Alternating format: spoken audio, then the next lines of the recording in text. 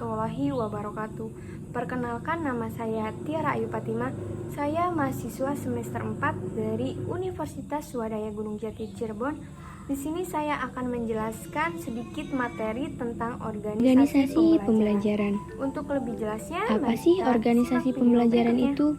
Organisasi pembelajaran merupakan proses pengembangan performa seorang karyawan dalam suatu organisasi secara kontinu untuk meningkatkan kapasitasnya dan untuk mengatasi setiap tantangan dan perubahan yang ada. Lalu selanjutnya ada berapa sih tingkatan dalam organisasi pembelajaran itu? Terdapat 5 tingkatan. Yang pertama adalah berpikir sistem. Berpikir sistem adalah berpikir secara keseluruhan terhadap interaksi antar unsur dalam batas lingkungan tertentu yang bekerja mencapai tujuan. Yang kedua ada personal mastery.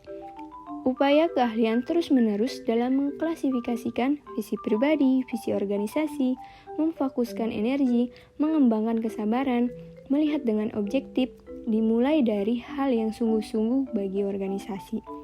Yang ketiga ada mental model. Kemapanan sikap mental atau model mental yang dimulai dari penguasaan pribadi yang tinggi dalam keadaan hidup selalu belajar. Yang keempat ada membangun visi bersama. Kenyataan perjalanan terus-menerus sepanjang berhubungan dengan visi kepemimpinan yang memberi inspirasi pada organisasi merupakan kapasitas untuk berpegang pada gambaran bersama akan keadaan yang ingin diciptakan di masa yang akan datang. Dan yang terakhir ada tim pembelajaran.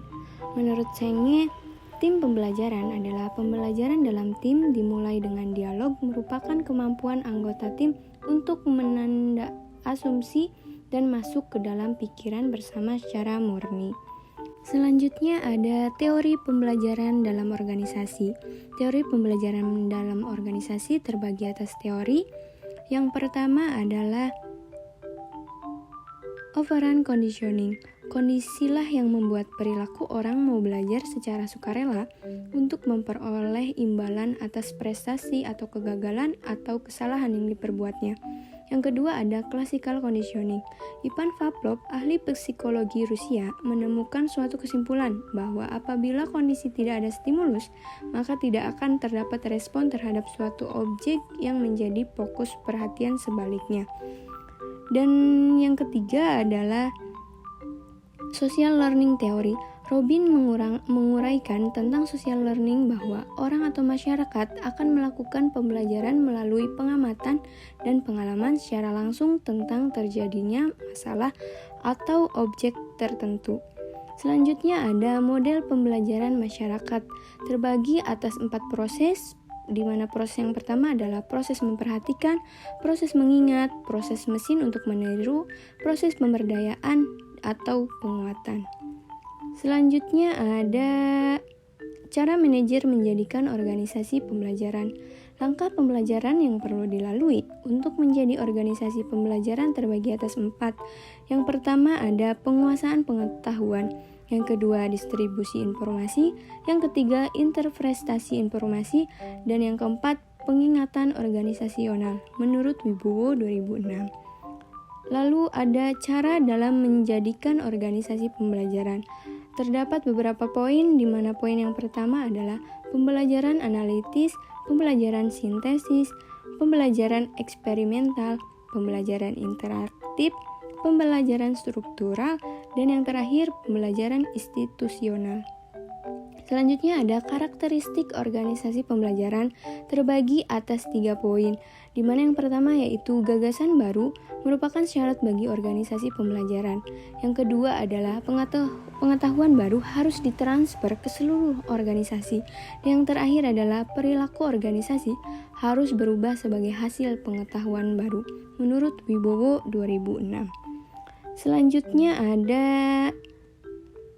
aspek strategis organisasi dan hambatan pembelajaran. Aspek yang pertama adalah organisasi belajar. Organisasi yang adaptif dan responsif terhadap lingkungan eksternalnya sekaligus kuat dalam integrasi internalnya. Yang kedua, organisasi belajar. Proses di mana anggota organisasi mendeteksi berbagai kesalahan, kemudian mengoreksinya melalui berbagai tindakan dan atau strukturisasi organisasi. Yang ketiga ada organisasi belajar, proses yang menunjukkan tim manajemen mengubah pembagian model mental organisasi pasar dan pesaing mereka itu sendiri. Selanjutnya ada 3 fungsi kunci dalam membangun organisasi pembelajaran. Yang pertama adalah membangun komitmen pada pembelajaran, yang kedua bekerja untuk membangkitkan dan dampak, dan yang terakhir adalah bekerja menggeneralisir gagasan dengan dampak. Sekian dari saya. Sebelum saya tutup, saya akan membacakan sebuah pantun, yaitu jalan-jalan sama janda, pulangnya jangan lupa beli good time. Terima kasih telah meluangkan waktu Anda, and see you next time guys. Jangan lupa like, comment, and subscribe. Mohon maaf jika banyak kekurangan, selebihnya dari saya. Wabillahi taufiq wal hidayah. Wassalamualaikum warahmatullahi wabarakatuh.